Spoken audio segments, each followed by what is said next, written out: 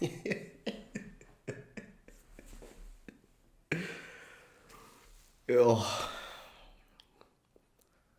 yo.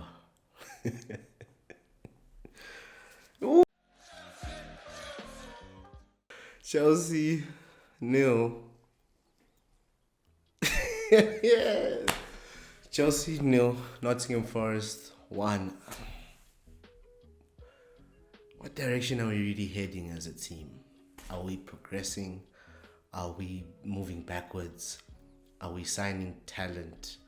Or are we signing potential talent? Or are we signing good players even? Are we signing players with progressive play? Are we playing players out of position? I have so many questions with this performance. And now you can't put so much weight on the players based on the reality that they have not played together. They have not played together for so long. I think in this team, Thiago Silva is looking around him. And who does he really know in this team? Who can he really say, I have played with for 3 seasons at least? Reece James is not in the team. Ben Chilwell was in the Champions League team when we won it.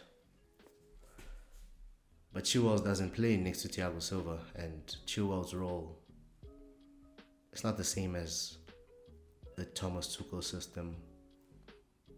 It's terrible. Our first box goes to Nicholas Jackson.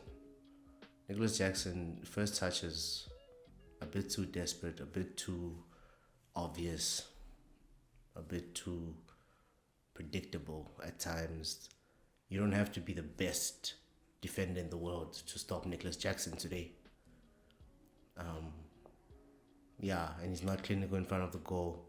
There's one great chance where Sterling tries to put it into the middle, and it ricochets off a defender into Jackson's pathway.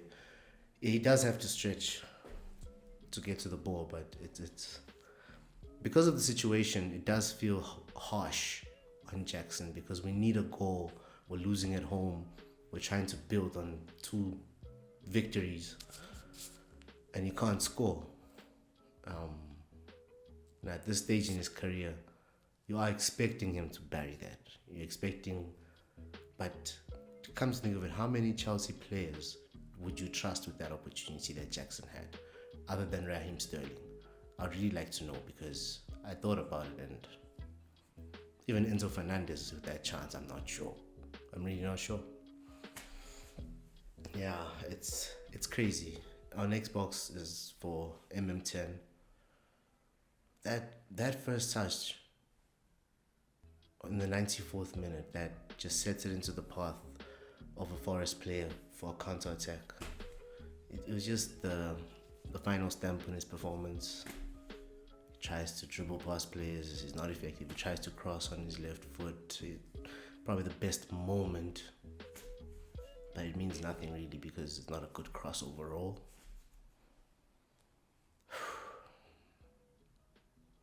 Our third box is for Enzo Fernandez. It's not a red box because I don't think it's Enzo Fernandez's fault that he can't be effective in this team. He does have a shot on goal in the first half that I think he could bury, but it is on his weaker side, and it's similar to the chance he had, if I'm correct, in the Liverpool game, where it just goes over the top of the left bar, and it's a good chance. Well, it looks like a good chance because he takes it so well.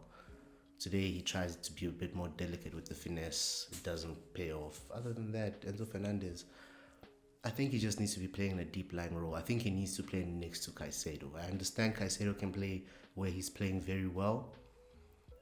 Start of the second half, he was being exposed. He was being exposed here, and then he looks like an average player. But I think if he has Enzo next to him, we can improve in that department. Now, Gallagher did not have a bad game, though he did have a 10-second spell of madness, and he gets a yellow card. Our final box is for the elephant in the room, the man who all the questions asked will need to be answered by our manager, because We understand he'll play a back five. We understand he's got his mainstay players. And we understand that there's a system that we're trying to work on. But when you're down at home, you make certain decisions. And perhaps, yes, we don't have options in the striking position. So I can't take off Jackson. I can't take off Sterling because at any moment, we just might. But I think in this game, you start Madueke, perhaps. You start the player that scored in the last game. You give him a chance, and then Raheem Sterling can be on the left and perhaps cause some havoc. It's a painful performance, and we go into a break with this. By the way, I had said that Awoniyi was aiming to score in 10 league games. No, he was actually aiming to score in 8 in a row, but he didn't need to score because Anthony Elanga's first goal in I don't know how long came against Chelsea, and it was the winner.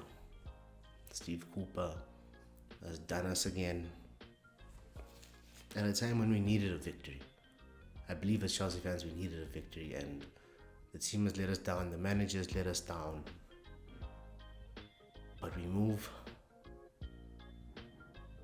shambolic from the boys. Shambolic.